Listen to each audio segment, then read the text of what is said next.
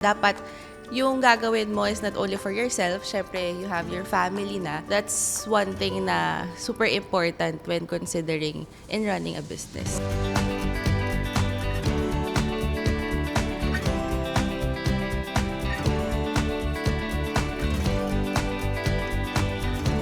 Nagsisimula ang pagiging wais natin sa mga pinipili natin, mapasabong panlabayan o di kaya mga negosyong gusto nating pasukin.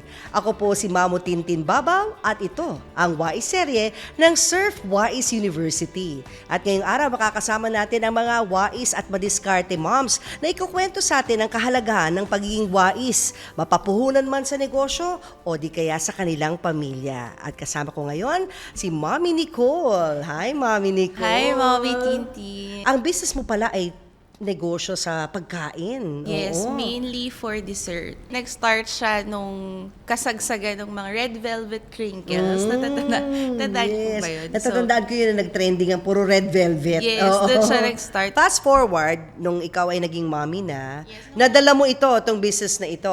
Not really, kasi nung naging mommy na, syempre, busy na. And then, yung mga ginagawa ko na lang is for my personal. Siguro, na-consume na ng pagiging mommy and work at Yan home mom. ngayon ang challenge sa buhay ng lahat ng mga mommies, how to manage time. So how do you do it with 2 kids and then you also have a career, di ba? You work in the office. Work at home mom, actually. Time management, of course, if you can create project management for yourself, determination to push for the things na gusto mong gawin. Dapat yung gagawin mo is not only for yourself, syempre you have your family na. That's one thing na super important when considering in running a business. Hawanap pa ng mga pagkakakitaan. So, sobrang laki ng social media ngayon. Maximize your skills.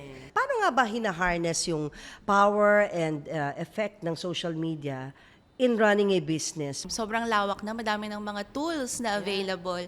Secret tip lang is to add your personal touch. So, iba pa rin yung may add ng pagkatao mo, personal. If you were to say something to your younger self, what would it be and why? Handling fears, people will not like everything talaga. The moment na nakatanggap ka ng feedback, let it be, dadaan lang siya, you can be a better version.